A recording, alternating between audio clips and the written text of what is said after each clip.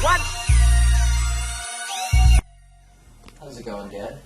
It's going pretty well, thanks, Jake. Yeah, awesome.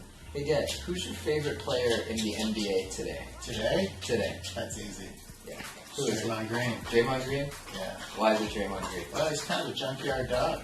Yeah. He'll do anything. He'll do all the dirty work. Fills up the stat sheet, whether it's assists, blocks, steals, rebounds, points. Yeah. Last game. How did he do last game?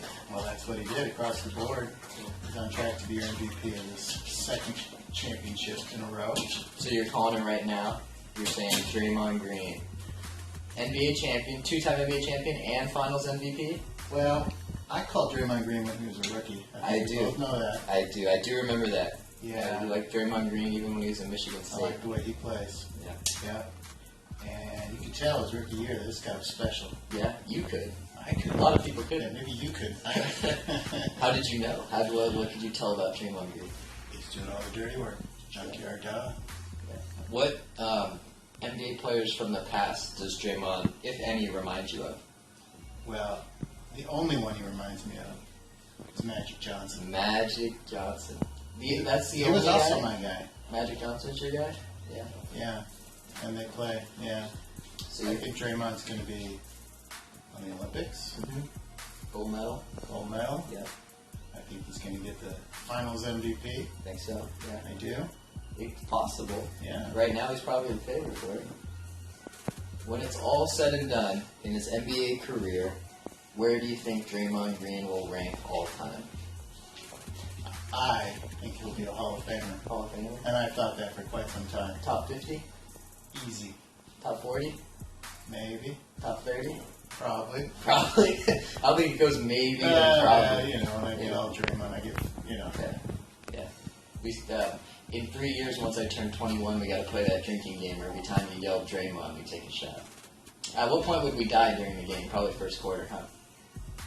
Hypothetically, 3 years from now, Dad. 3 it years wouldn't from now. last very long. No, the game wouldn't. No, I'd be in trouble. Yeah, it's okay. Good thing we're not playing that game. Good thing we won't. We won't for 3 more years. Yeah.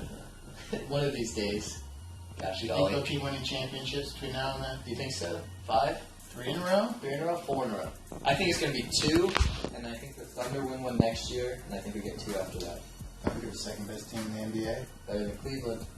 So is San Antonio. You think so? So Cleveland's only the 4th best team? At best. How weak do you think the Eastern Conference is? I'd be embarrassed. If you were in the East? Eastern Conference fan. Yeah. If you rooted for a team that played in the Eastern Conference, you would automatically be embarrassed? I don't think any team in that conference is finals worthy when we have 3 teams in the West that are finals worthy. Come on, Did I David. say 3? 3?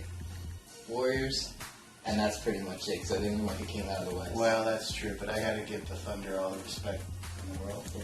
They've earned it. And I have to give you all the respect in the world, Dave. Thank you Okay. for doing this interview with me.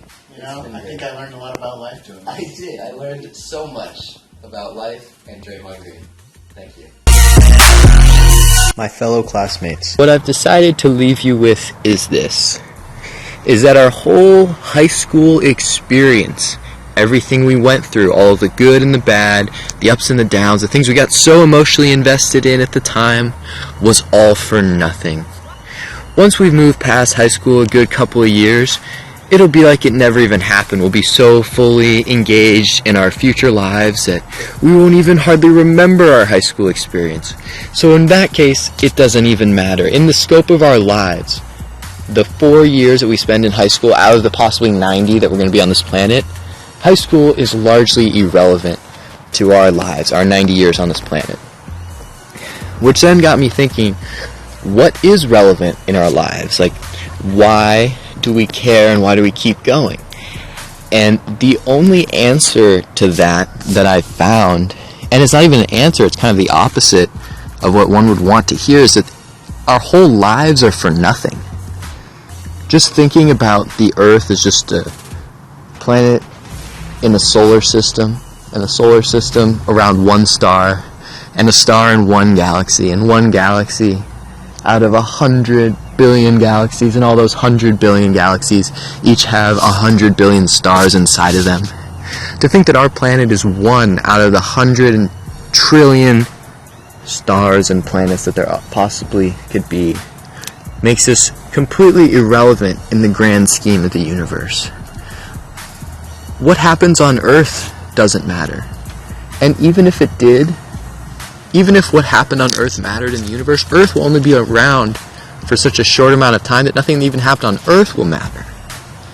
So, everything that we do in our day-to-day lives is ultimately for nothing. Because at the end of the day, when we die, there's nothing after that.